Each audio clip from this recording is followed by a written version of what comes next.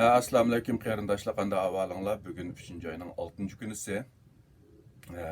Men bugun shu koronavirus to'g'risida ba'zi uchurlarni sizlar bilan o'rtoqlashish bilan birga o'zimningki ba'zi qarashlarini o'tirib qo'yib o'tmoqchi. Bugun shu koronavirusi bilan yuqumlanuvchilarning soni, rasmiy tizimdagi soni 100 mingdan oshibdi.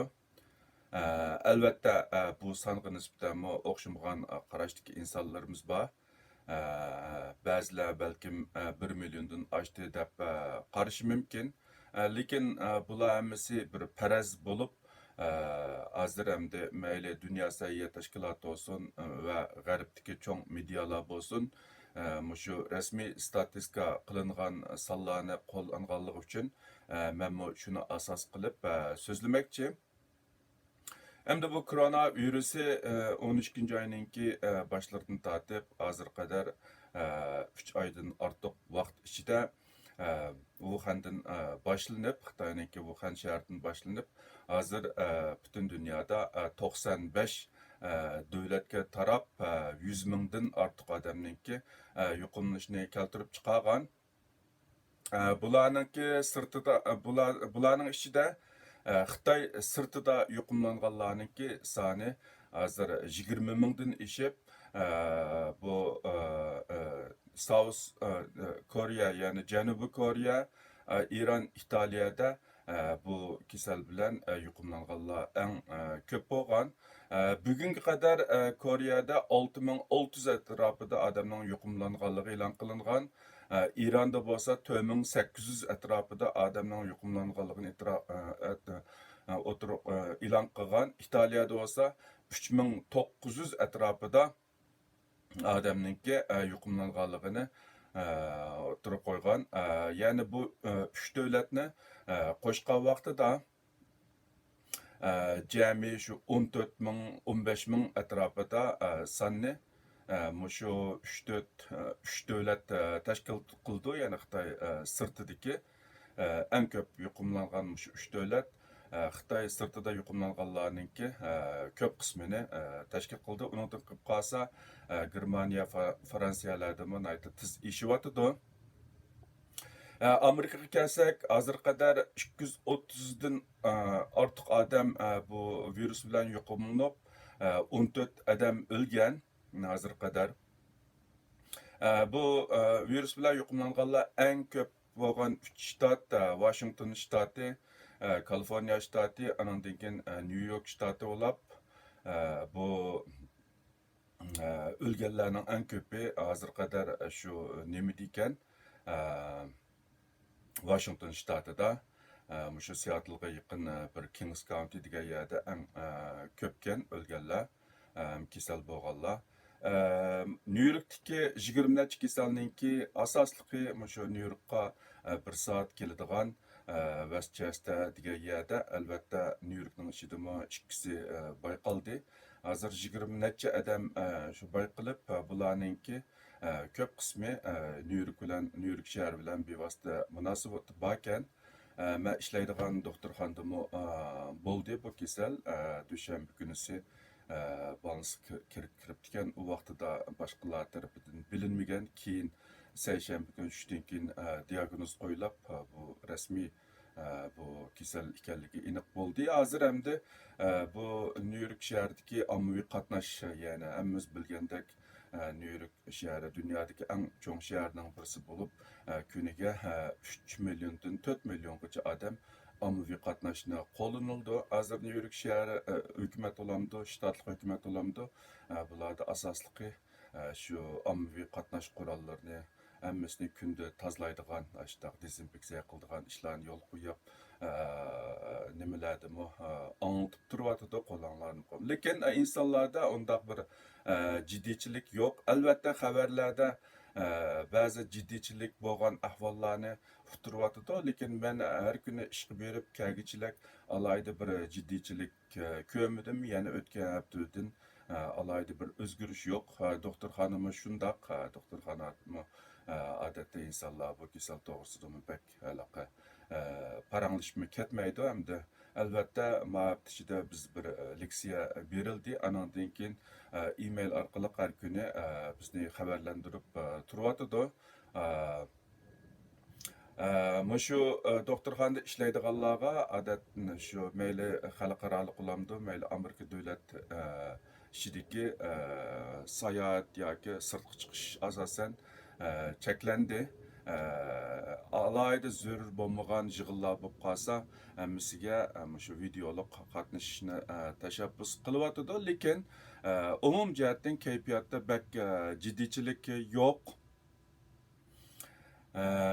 Anandan keyin Amerika hukumati bu kasal uchun, ya'ni bu virus uchun 8,2 milliard dollar pul tasdiqlab, bu kasal to'g'risida vaksina va davolash ishlariga jiddiy tutishyotidi.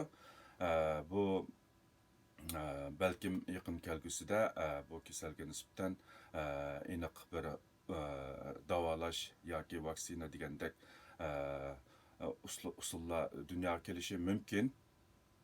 Hamda Amerikada yuqorida man deb o'tgandagidek, garchi Kaliforniya, Washington, New York shtatida bu kasal bu virus bilan yuqumlanganlar eng ko'p bo'lsa-mu, lekin hozir ko'plagan shtatlarda ozdir ko'pdir bayqilib turyotidi. Anandan keyin bu sonmi uzluksiz eshiyotidi.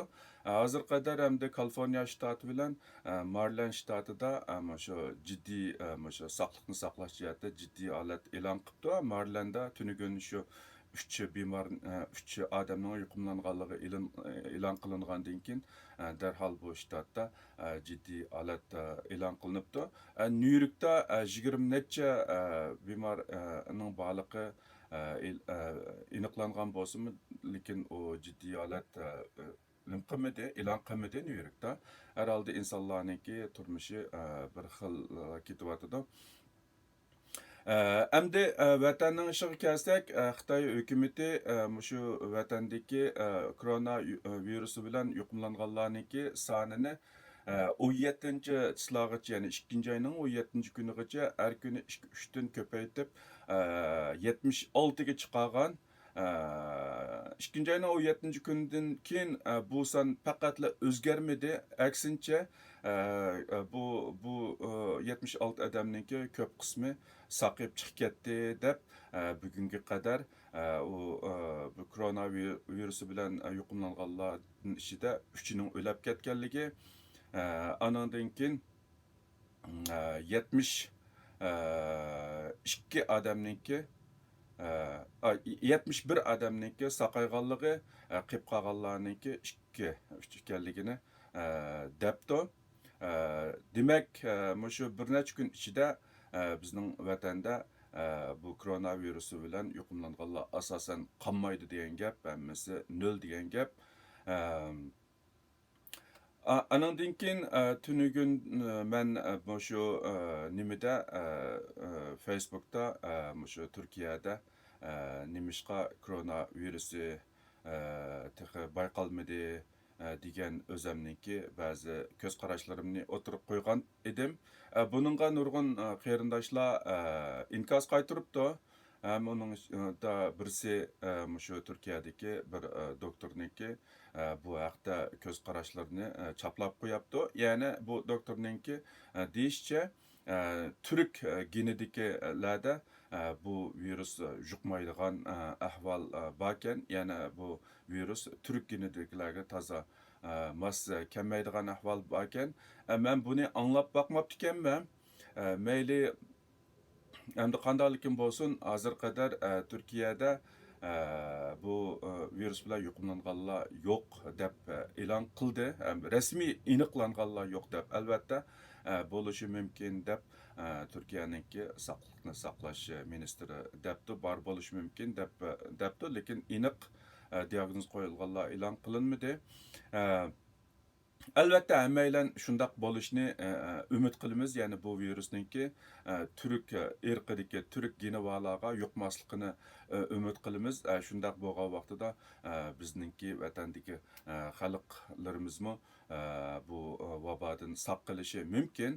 Lekin reallik har doim bizning umid qilgandek bo'lishi notayin. Yani ba'zida adam bak quruq umilib ketsa, ziyon shuncha ko'p bo'ladigan gap. Endi vatandagi mushu koronavirus bilan yuqumlanuvchilarningki ahvoli men yuqori deb o'tgandagidek Xitoy hukumati aran hozir 2-3 bemorniki qilib qolganligini davutidu. Uningdan boshqa ularningki hozir qadar mushu eng ko'p bo'lgan 76 odamning yuqumlanganligidimi uningda bir millat nimasi qaysi millat ekanligi tafsili berilmagan. Albatta bizningki mushu ijtimoiy taratqulardan olgan ba'zi uchurlarimiz qaragan vaqtida bu kasal bilan yuqumlanganlarmi, uning ichida Uyg'urlarning borligi ma'lum. Lekin buningda qo'limizda aniq isbot bo'lmaganligi uchun bir odam kasal bo'lib qilib o'lib ketganligi uchun lekin cho'qim korona virus bilan yuqumlangan bo'lishi notayin. Chunki insonlarniki normal ölüşü bulup bütün dünyada kuniga taxminan 150 mingdan 200 ming odam tabiiy o'lib turdi. Chunki yangi tug'ilganlar bo'lganiga o'xshash o'lganlar bo'lib turdi. Endi bu kasal to'g'risida endi jiq paranglar bo'ldi, jiq andishalar, jiq qo'rqinchlar bo'ldi. Endi bu kasal haqiqatan shunday qo'rqinchlikmi degan vaqtida hozirgi bu virus bilan yuqumlanib o'lganlarningki nisbatiga qaragan vaqtida garchi bu kasal nihoyatda yuqumliq bo'lsa-mu, ya'ni tiz yuqadigan, tiz tarqaydigan bo'lsa-mu, lekin uning o'ltirish kuchi uncha yuqori emasdek. Bularni bak SARS yoki MERS degan kasallarga nisbatan unchalik yuqori emasdek qiladi. MERSningki o'lish nisbati 35% ga yetgan, SARSningki 9,5% ga. Anandan keyin hammaylar biladigan qo'rqinchli kasal Ebolaniki kasal tarqagan markazda 90%, anandan keyin butun dunyoda 50% ga yetgan. Ba'zilar bu kasalni yuqumli zukamga o'xshatishi mumkin. Garchi butun dunyoda yuqumli zukam bilan yuqumlanib o'lganlarning soni bu koronavirus bilan o'lganlardan xeyli ko'p bo'lsa-mu, lekin u yuqumli zukamga yuqumlangan insonlarning soni bek ko'p bo'lganligi uchun uningki o'lish nisbati 0,7% atrofida deb qaraldi. Hamda hozir bu koronavirusningki Wuhan ichidagi o'lish nisbati 5-8, 5-9%, ya'ni 6% ga yaqinlashgan. Xitoy ichidagi nisbati 3% bilan 4% oralig'ida. Anandan keyin butun dunyodagi o'lish nisbatimi hozir bu taxminan shu 3,5%, 3-6% atrofida, ya'ni 4% dan tuvan bütün dünyadaki ölüş nispeti. Albatta bunun içinde Xitoymi bor. Faqatla shu Wuhan'dagi ölüş nispeti biraz yuqori 6% atrofida yaqin keldi. Anandan keyin agar biz Xitoydagi sonliq ma'lumotni ishonchsiz deb uni chiqarib o'tgan vaqtimizda Xitoy sirtida hozir shu 95 davlatda 20 mingdan ortiq odam yuqumlangan bo'lib, ularning ichida 366 odam o'lgan hozir qadar. Bu Xitoy sirtidagi sonliq ma'lumot bo'lganligi uchun biz buni ishonchlik deb qarayo olamiz. Bu sonliq ma'lumot asoslangan vaqtida Xitoy sirtida bu koronavirus bilan yuqumlanish nisbati hozir qadar shu 1,8%, ya'ni 2% ga bormaydi. Bunda aytgan vaqtida agar biz Xitoydagi o'lib ketganlarni chiqarib olsak, Xitoy sirtida bu kasal bilan o'lib ketish nisbati 2% dan tuvan degan gap. Agar Xitoyni qo'shsak 3,5%, ya'ni 4% dan tuvan degan gap. Faqat Xitoyda bu kasal bilan o'lganlar ko'p bo'lganligi uchun bu kasalning o'lish nisbatini yuqoriltirdi. Agar Xitoydagini hisoblamagan vaqtida Xitoy sirtida taxminan 2% atrofida. Ya'ni mundaq aytgan vaqtida bu kasalningki o'lish nisbati hozir qisaliq ma'lumotlarga asoslangan vaqtida odatdagi yuqumli zukamdan yuqori, lekin SARSdan tuvan hamda. Shunga bak jiddiylashib ketishninki hojati yo'q. Chunki hayot yana davomlashadi. Endi bu yerda bizdagi bir jiddiychilikninki yana bir sababi asosligi bu kasalga nisbatan nurg'un narsalar aniq bilinmaganligi uchun insonlar bek andish qilib uningga bir xil qo'rqinchli holatda tashviq qilingan. Hozir bu kasallikki butun dunyoda tarqalishiga ergishib bu kasal to'g'risida, ya'ni bu virus to'g'risida bilingan masalalarmi yani ko'payyotidi. Shuningga ergishib bu kasallikki unchalik qo'rqinchli emasligi ko'plab tashviq qilyotidi. Endi men turayotgan yerdimi, shahardami yuqorida deb o'tgandagidek 20 dan ortiq kasal bo'lgan bo'lsa-mu, lekin hayot yana o'xshash o'tgan haftadan jiq bir farqli emas.